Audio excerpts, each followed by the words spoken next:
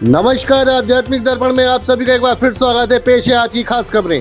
Toy train के साथ सजेगा खेल का मैदान, रामायण वाटिका में बढ़ेगी रौनक। आस्था और संस्कृति के संगम में नजर आएगा नाथ नगरी का बदलता स्वरूप। भक्तों की आस्था का प्रतीक बना प्रसिद्ध 84 घंटा वाली देवी का मंदिर। नव दुर्गा मिशन शक्ति अभियान में महिलाओं को जागरूक करने हेतु फ्लैग मार्च। वाराणसी में ट्रैफिक जाम से मिलेगी राहत, 5 स्टेशनों वाला रोपवे होगा जल्द प्रारंभ। आध्यात्मिक दर्पण को सब्सक्राइब कर स्क्रीनशॉट भेजकर पाइए इनाम जीतने का मौका। बन्नू बिरादरी सेवा कमेटी के तत्वाधान में हुआ लंका दहन का भव्य आयोजन। सुभाष नगर गुरुद्वारा में 2 अक्टूबर तक मनेगी बाबा नंद सिंह जी की बरसी। अब खबर विस्तार से। मनोरंजन और संस्कृति का दिखेगा संगम, रामायण वाटिका में शुरू होगी टॉय ट्रेन सेवा। बरेली से आध्यात्मिक दर्पण संवाददाता मयंक गुप्ता की रिपोर्ट। बरेली विकास प्राधिकरण रामगंगा नगर आवासीय योजना में लगातार विकास कार्य करा रहा है। बीडीए पहले ही रामायण वाटिका भारतीय संस्कृति को समर्पित कर चुका है। अब बच्चों को आकर्षित करने के लिए रामगंगा नगर आवासीय योजना में टॉय ट्रेन चलाने की तैयारी चल रही है। इसके लिए रेलवे ट्रैक भी बनाया जाएगा। बीडीए दीपावली के बाद टॉय ट्रेन के संचालन की तैयारी कर रहा है। बीडीए उपाध्यक्ष ने कार्यदायी संस्था को निर्धारित समय पर कार्य पूरे करने के आदेश दे दिए हैं। यही नहीं, शहर के लोगों को क्वालिटी टाइम स्पेंड करने के लिए रामायण वाटिका में म्यूजिक सिस्टम और म्यूजिकल फाउंटेन भी लगाने के निर्देश दिए गए हैं। यह मंडल का पहला ऐसा पार्क होगा जिसमें टॉय ट्रेन तो दौड़ेगी, वहीं रामगंगा नगर आवासीय योजना में बच्चों को खेलने के लिए आकर्षक प्लेग्राउंड भी प्राप्त होगा। टॉय ट्रेन के टिकट का मूल्य कार्य पूर्ण होने के बाद तय किया जाएगा। बरेली से आध्यात्मिक दर्पण संवाददाता मयंक गुप्ता की एक खास रिपोर्ट। बरेली विकास प्राधिकरण की तरफ से रामायण वाटिका में हम लोग ऑलरेडी बहुत सारा काम कर रहा है। एक तो अच्छे गार्डन बनाया, आज वाटिका बनाया, उसमें राम जी का मूर्ति का भी स्थापना हो रहा है। उसके साथ हम लोग बच्चों का, मेनली किड्स को रामायण देखना भी है, सीखना भी है एंड खेलना भी है। ऐसे हम लोग एक टॉय ट्रेन है एंड मेनी अदर जो किड्स के प्ले आइटम्स है वो भी रामायण थीम पर हम लोग उसको स्थापना कर रहा है। And in addition to that हम लोग अभी प्रयास कर रहे हैं जल्दी से जल्दी उसका लोकार्पण हो जाए। दिवाली के आसपास में इसका लोकार्पण हो जाएगा। अभी तैयारी में है, जल्दी से जल्दी बरेली वासियों को रामायण वाटिका का आनंद लेने का मौका मिलेगा। नाथ नगरी के प्राचीन मंदिरों का होगा जीर्णोद्धार, श्रद्धालुओं को मिलेगा नया अनुभव। नाथ कॉरिडोर परियोजना से होगा कायाकल्प। बरेली से आध्यात्मिक दर्पण संवाददाता अभय गुप्ता की रिपोर्ट। बरेली में नाथ कॉरिडोर परियोजना के तहत शहर के सभी प्राचीन नाथ मंदिरों का विकास और सौंदर्यीकरण कार्य तेजी से चल रहा है। इस परियोजना के अंतर्गत 7 नाथ मंदिरों के अलावा बड़ा बाग हनुमान मंदिर और आनंद आश्रम का भी कायाकल्प किया जा रहा है। वहीं चौधरी तालाब स्थित सीताराम मंदिर के पुनर्विकास के लिए लगभग 3 करोड़ रुपए की योजना बनाई गई है, जबकि दोपेश्वर नाथ मंदिर पर भी कार्य आरंभ करने के लिए एनओसी प्राप्त कर ली गई है। कुछ स्थानों पर कार्य पहले ही शुरू हो चुका है और अन्य मंदिरों में भी जल्द ही कार्य आरंभ करने की तैयारी चल रही है। इस परियोजना का उद्देश्य श्रद्धालुओं और पर्यटकों के लिए मंदिरों को आकर्षक बनाना, साथ ही उनकी व्यवस्थाओं को सुधारना और नगर के धार्मिक स्थलों का सौंदर्य बढ़ाना है। बरेली में नाथ कॉरिडोर परियोजना के अंतर्गत शहर के सभी प्राचीन मंदिरों के जीर्णोद्धार एवं सौंदर्यीकरण के लिए सरकार तेजी से कार्य कर रही है। बरेली वासियों में मंदिरों के सौंदर्यीकरण की इस योजना से उनकी आस्था का उल्लास साफ देखा जा सकता है। बरेली से आध्यात्मिक दर्पण संवाददाता मयंक गुप्ता की एक खास रिपोर्ट। पूरे देश में जब से मोदी जी की 14वीं सरकार बनी और उत्तर प्रदेश में 17 में जब से योगी जी की सरकार, भारतीय जनता पार्टी की सरकार बनी, मोदी जी और योगी जी के नेतृत्व में भारतीय जनता पार्टी की डबल इंजन की सरकार विकास और परंपरा, धर्म और कल्याण के साथ काम कर रही है। क्योंकि जहां धर्म होता है वहीं सत्य होता है, जहां सत्य होता है वहीं समृद्धि और खुशहाली होती है। इस मान्यता के आधार पर पूरे प्रदेश के जितने भी धार्मिक स्थल हैं, धरोहरें हैं, जहां जनता पूरे भक्ति भाव से जाती है, दर्शन करती है, ऐसे सभी स्थानों को, आस्था के केंद्रों को भव्य दिव्य स्वरूप मिले, नागरिकों को उसकी सुविधाएं मिले, इन सब बातों को ध्यान में रखते हुए सनातन धर्म मजबूत हो, इन सभी प्रमुख मंदिरों को भव्य दिव्य स्वरूप प्रदान करने का कार्य माननीय योगी जी की सरकार और हमारे पर्यटन संस्कृति मंत्री श्री जयवीर सिंह जी के नेतृत्व में हो रहा है।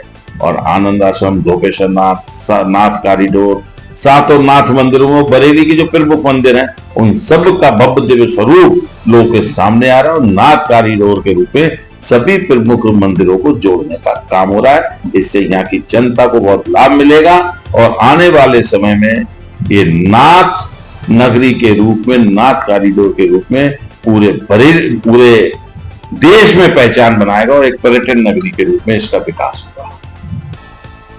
84 घंटा वाली देवी मंदिर बना आस्था का केंद्र। 1969 से जल रही अखंड ज्योति, मन्नत पूरी होते ही चढ़ते हैं घंटे। बरेली से आध्यात्मिक दर्पण संवाददाता प्रदीप सक्सेना की रिपोर्ट।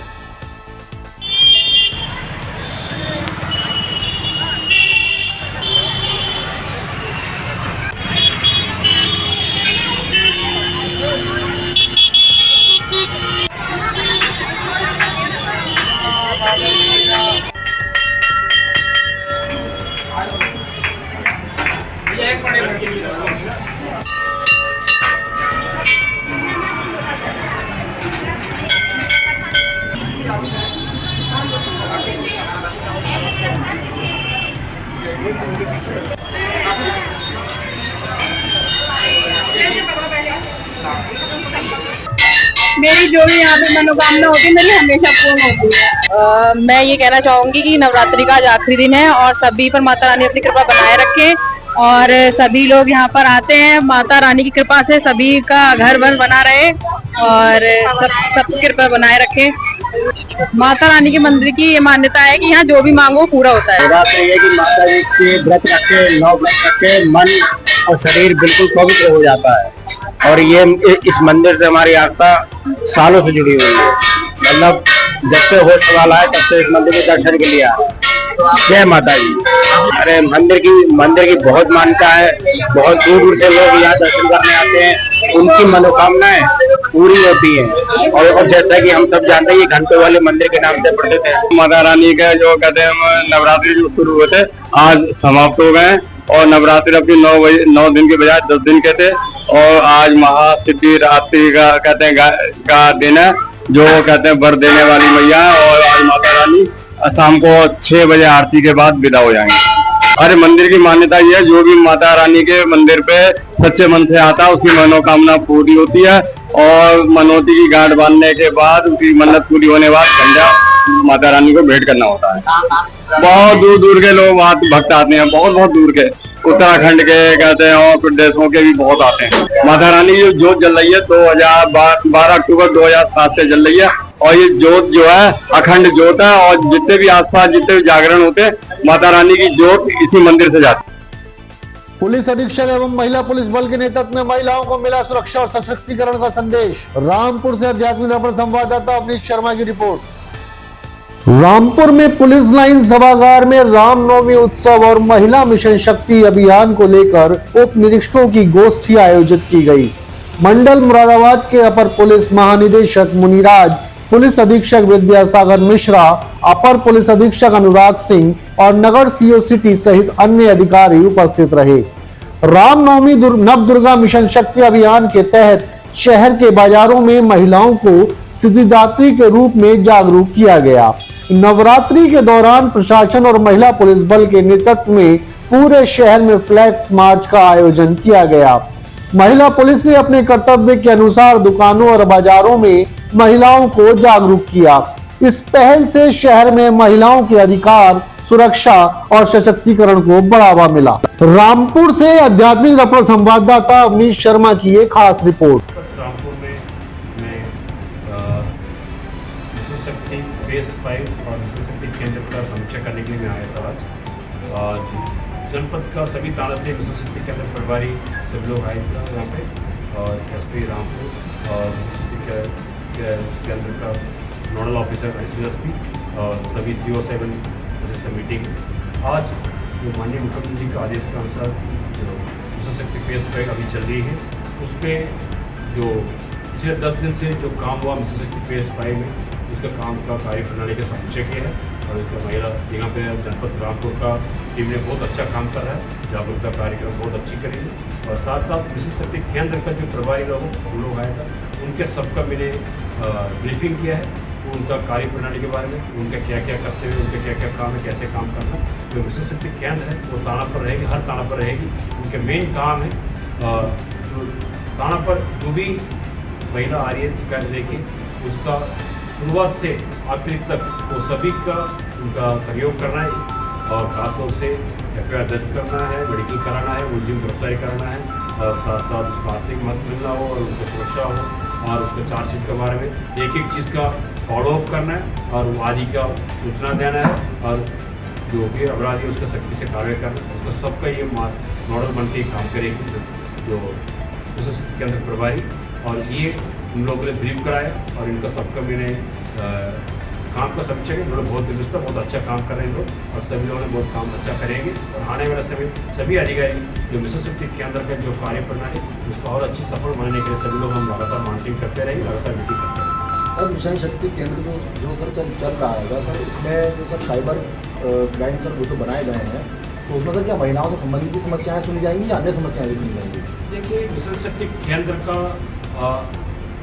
मेन कर्तव्य है जो भी महिला आ रही है थाना पर शिकायत लेके, जो अपना जो भी समस्या हो, उनका महिला संबंध अपराध हो और घरेलू हिंसा हो और उनके साथ जो साइबर क्राइम हुआ हो, हर चीज़ को वो सुनेंगे और उसके बारे में तुरंत कार्रवाई करना है उनका काम है। जो थाना पर जो साइबर सेल है वो जनरल साइबर सेल का जो भी थाना पर कोई पुरुष और महिला जो भी आ रहा है उसके लिए देखिए। तो मिशन शक्ति के अंदर का मेन काम है मेनली महिला का साथ जो भी काम क्राइम हो रही है उसका रोकथाम और महिला का जागरूकता, महिला का सशक्तिकरण करना है और साथ साथ उनका सहयोग करना है, उनका काउंसलिंग करना है। ये काम मिशन शक्ति केंद्र का महिला का साथ जो अपराध हो रही है उसकी पूरी वो नोडल बन के काम करेगी। सर मिशन शक्ति केंद्र की जिम्मेदारी कितने लोगों को दी है? तो मिशन शक्ति केंद्र का तो वहाँ पे पोस्टिंग तो जो नोडल एक ये इंस्पेक्टर सब इंस्पेक्टर रहेंगे और उनके साथ एक सहयोग सब इंस्पेक्टर रहेंगे, उसके साथ ये 2 कांस्टेबल और 3-4 constable plus homework minimum 6 to 8 रहेंगे। उसके साथ बाकी लोग एक्स्ट्रा भी पोस्टिंग करेंगे जो मैन पावर के आधार पर। और इन लोग वहाँ पे काम में मेन इनके है पूरी थाना क्षेत्र में होने वाला हर अपराध के बारे में उनके पास डॉक्यूमेंटेशन होना चाहिए, फॉलोअप होना चाहिए और पूरी कार्रवाई के बारे में वो मॉनिटरिंग निगरानी करते रहेंगे, SHO का सहयोग करते रहेंगे। सर आगामी त्योहारों को लेकर जिस तरह से दशहरा भी आ रहा है, सुरक्षा की व्यवस्था को लेकर जो लगातार हम लोग आप लोग देख रहे होंगे, अभी इस समय तो रामलीला चल रही है और हर जगह मेला चल रहा है और अभी 29-30 तारीख से नवमी, दशमी, दसरा सब आ रही है और मूर्ति विसर्जन होगा। उसके सभी हम लगातार पुलिस कमेटी मीटिंग कर चुके हैं और लगातार हर जगह हम लोग फूड पेट्रोलिंग और हमारा 112 का ड्यूटियाँ और हर मेला ग्राउंड पर पुलिस की ड्यूटियाँ सब लगी है। हम लगातार मॉनिटरिंग करेंगे और उसका सभी ऑलरेडी जनपद स्तर पर लगातार निगरानी कर रहा है और पेट्रोलिंग कर रहा है। और इस पर तो त्योहार की जो तैयारी है हमारा पूरी है और ड्रोन के माध्यम से छतों पर निगरानी, दुकान का जुलूस निकलती है वहाँ पे बॉक्स परमिशन फोर्स लगा के हम लोग लगातार मॉनिटरिंग कर रहे हैं और लगातार पुलिस हर मेला ग्राउंड पर ड्यूटियाँ और आने वाले जाने वालों को सहयोग करने के लिए हमारे 112 पेट्रोलिंग और बीट ड्यूटियाँ सब लगी है। सर इस समय अल्लाह मोहम्मद से विवाद चल रहा है और लेते एक छोटा सा ब्रेक, आप कहीं मत जाइएगा, देखते रहिए आध्यात्मिक दर्पण। बॉम्बे हौजरी एक जाना पहचाना नाम, गुणवत्ता के साथ वर्षों से आपकी सेवा में तत्पर, रेडीमेड गारमेंट्स के थोक विक्रेता। एक बार अवश्य पधारे बॉम्बे हौजरी, निकट सूद धर्म काटा, प्रेमनगर रोड, बरेली। बैल कोलू कच्ची घानी सरसों का तेल, नाम ही पहचान है। बैल कोलू कच्ची घानी सरसों का तेल, नाम ही पहचान है। गंगा ज्योति eye hospital, Harunagla road, Bareilly. आपकी आंखों का संपूर्ण इलाज आधुनिक सुख सुविधाओं के साथ। आपकी आंखों का सच्चा साथी गंगा ज्योति आई हॉस्पिटल, हरूनगला सब्जी मंडी, बीसलपुर रोड, बरेली। ब्रेक के बाद आप सभी का हार्दिक स्वागत है। काशी में पीएम मोदी के ड्रीम प्रोजेक्ट के तहत तैयार हुआ एशिया का पहला अर्बन रोपवे ट्रायल प्रारंभ। वाराणसी से आध्यात्मिक दर्पण संवाददाता कुमार वंश की रिपोर्ट। वाराणसी, जिसे काशी के नाम से भी जाना जाता है, अब देश के पहले अर्बन पब्लिक ट्रांसपोर्ट रोपवे का गवाह बनने जा रहा है। यह परियोजना प्रधानमंत्री नरेंद्र मोदी का ड्रीम प्रोजेक्ट है और इसका ट्रायल रन जारी है। लगभग 4 किलोमीटर लंबा ये रोपवे एशिया का पहला और दुनिया का तीसरा अर्बन ट्रांसपोर्ट रोपवे है। रोपवे कैंट रेलवे स्टेशन से गदौलिया तक महज 16 मिनट में सफर तय करेगा, जिससे शहर की गलियों और ट्रैफिक जाम की समस्या का समाधान होगा। इस परियोजना की आधारशिला मार्च 2023 में प्रधानमंत्री मोदी ने रखी थी। रोपवे के तहत कुल 5 स्टेशन बनाए गए हैं, जिनमें से 3 पहले चरण में तैयार हो चुके हैं। 90 गंडोला केबिन संचालित होगी, जिनमें प्रत्येक में से 10 यात्री सवार हो सकते हैं। स्थानीय निवासी और पर्यटक इस परियोजना को लेकर बहुत उत्साहित हैं। उनका कहना है कि यह रोपवे उनके लिए वर्षों का सपना था, जो अब साकार हो रहा है। इसके शुरू होने से काशी विश्वनाथ मंदिर जाने वाले श्रद्धालुओं और पर्यटकों के लिए यात्रा आसान होने के साथ साथ सुविधाजनक भी होगी। वाराणसी से आध्यात्मिक दर्पण संवाददाता कुमार वंश की एक खास रिपोर्ट। देखिए, भारत सरकार एवं उत्तर प्रदेश सरकार की एक अत्यंत महत्वाकांक्षी योजना जो रोपवे प्रोजेक्ट है, जो पूरे एशिया में पहला अर्बन रोपवे प्रोजेक्ट है। हमने इसको कई जगह पहाड़ों में देखा है, लेकिन पहली बार जो शहर में इसका जो उपयोग किया जा रहा है वो पूरे एशिया में प्रथम बार किया जा रहा है। ये रोपवे परियोजना 3.8 किलोमीटर्स लंबी है और ये वाराणसी कैंट स्टेशन से प्रारंभ होकर और ये गोदोलिया तक इसका संचालन किया जाएगा। इसमें लगभग 150 गोंडोला रहेंगे और 3000 लोगों प्रति घंटा जो है इसमें एक दिशा में इसकी कैरी करने की क्षमता है। वर्तमान में ट्रायल्स और सेफ्टी ट्रायल्स जो हैं वो चल रहे हैं और अति शीघ्र ही ये ट्रायल्स जब समाप्त होंगे, इसका एक सेफ्टी ऑडिट भी कराया जाता है थर्ड पार्टी से, और सेफ्टी ऑडिट कराने के उपरांत जो है इसका इसको अति शीघ्र ही इसको प्रारंभ किया जाएगा। जी, उनके सभी के सेफ्टी ट्रायल्स चल रहे हैं, फिर सेफ्टी ऑडिट भी इसका किया जाएगा और इनके जो बायलॉज हैं, जो उसके संबंध में भी जो मीटिंग है वो अभी शासन में भी अगले सप्ताह उसमें रखी गई है कि इन संचालन के क्या नियम होंगे और विभिन्न उसकी क्या मोडालिटीज़ होंगी। तो उन सबको जो है अति शीघ्र ही इसको प्रारंभ किया जाए। देखिए, मुझे लगता है कि इससे अत्यधिक पॉजिटिव असर आएगा, क्योंकि जैसे मैंने बताया इसकी क्षमता काफ़ी अधिक है। 3000 लोग प्रति घंटा प्रति दिशा जा सकते हैं और समय जो है, जो वर्तमान में अगर हम बाइक से या गाड़ी से जाते हैं तो लगभग आधा घंटा से 45 मिनट जो है वो गोदोलिया पहुंचने में लगता है वो कैंट स्टेशन से, लेकिन यही समय रोपवे के माध्यम से मात्र 15 से 16 मिनट में जो है इसकी दूरी को कवर किया जा सकता है। देखिए, वर्तमान में ट्रायल्स चल रहे हैं, जैसे ही सेफ्टी ट्रायल्स खत्म होंगे और इसका थर्ड पार्टी ऑडिट होगा तो उसको जल्दी ही शुरू किया जाएगा। वर्तमान में 3 स्टेशन हमारे जो हैं वो ऑलमोस्ट कंप्लीशन स्टेज पर हैं, जो वाराणसी कैंट स्टेशन है, विद्यापीठ है, रथ यात्रा है और गोदोलिया स्टेशन पे इसका कार्य जो है वो चल रहा है।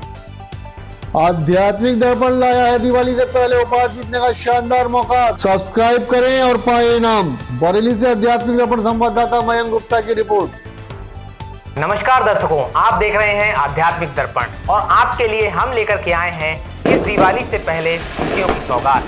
जी हाँ, इस बार दिवाली से पहले हम कर रहे हैं इनामों की बौछार। हर हफ्ते निकलेगा लकी ड्रॉ और आपको मिल सकते हैं शानदार गिफ्ट। इसमें भाग लेने का तरीका बेहद आसान है। हमारे चैनल आध्यात्मिक दर्पण को सब्सक्राइब कीजिए। सब्सक्राइब का स्क्रीनशॉट हमारे दिए गए नंबर पर जो आपको स्क्रीन पर शो हो रहा है उस पर भेजिए और आप ऑटोमेटिकली शामिल हो जाएंगे हमारे लकी ड्रॉ में। इतना ही नहीं दोस्तों, हम करने जा रहे हैं एक मेगा बम्पर लकी ड्रॉ, जिसमें पहला इनाम है नैनीताल ट्रिप, 3 दिन 2 रातों का रोमांचक सफर। दूसरा इनाम ब्रांड न्यू साउंड सिस्टम और तीसरा इनाम सुंदर डिनर सेट और भी बहुत सारे शानदार गिफ्ट आपके इंतजार में हैं। तो फिर देर किस बात की, अभी सब्सक्राइब कीजिए, स्क्रीनशॉट भेजिए और जीतिए हर हफ्ते इनाम, और शायद आप भी बन जाएंगे हमारे मेगा बम्पर विनर। तो बने रहिए आध्यात्मिक दर्पण के साथ, क्योंकि यहाँ सिर्फ खबरें नहीं, खुशियों के मौके भी मिलते हैं। नमस्कार। बन्नू बिरादरी ने आयोजन के माध्यम से सांस्कृतिक और सामाजिक योगदान को दिया बढ़ावा, समाज सेवियों को भी किया सम्मानित। रामपुर से आध्यात्मिक दर्पण संवाददाता अमित शर्मा की रिपोर्ट।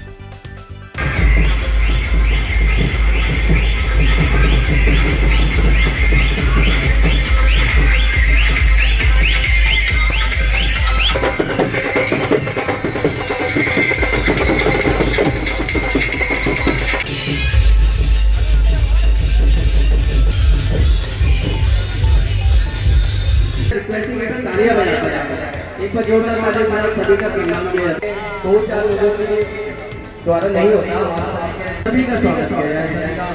आप सभी के तालियों के साथ में हमारे मंगल होता है। मामूशा हमेशा चाहे रक्तदान हो, चाहे छोटे से लेकर बड़ा काम हो, हमेशा आगे बढ़कर हमारा साथ।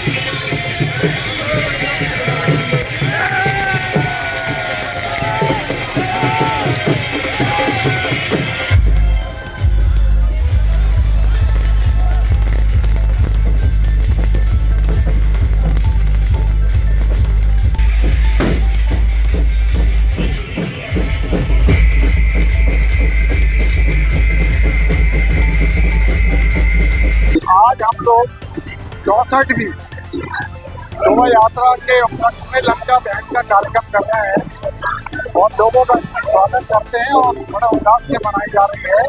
आज लंका दहन का कार्यक्रम है और जो हमारे बरादरी के हाई स्कूल और इंटर में जो फर्स्ट आए थे उनको भी सम्मानित किया करा जाए।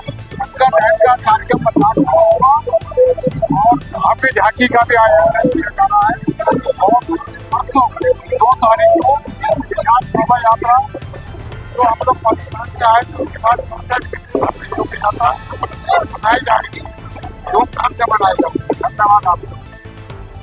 बाबा नंद सिंह जी की 36वीं वर्षी का भव्य आयोजन, कीर्तन के साथ गुरु का लंगर भी हुआ आयोजित। बरेली से आध्यात्मिक दर्पण संवाददाता प्रदीप सक्सेना की रिपोर्ट।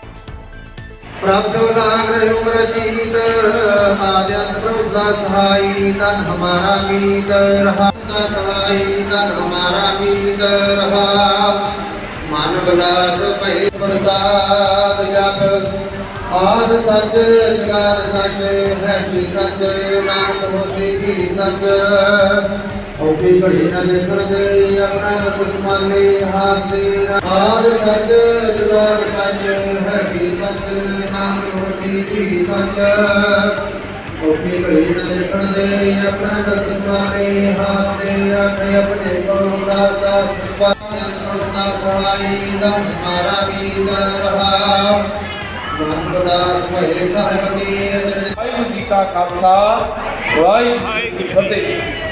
ये बहुत ही गुरु नानक के दरकर से बरसाए हुए महापुरुष बाबा गुरु नानक देव जी के परम सेवक धन धन बाबा नंद सिंह जी महाराज, जिनका ये जो मीठी याद में हर वर्ष प्रोग्राम करवाया जाता है। ये बरसी का प्रोग्राम इस साल का 36वां प्रोग्राम है। हर साल लगातार 36 साल से प्रोग्राम होता आ रहा है।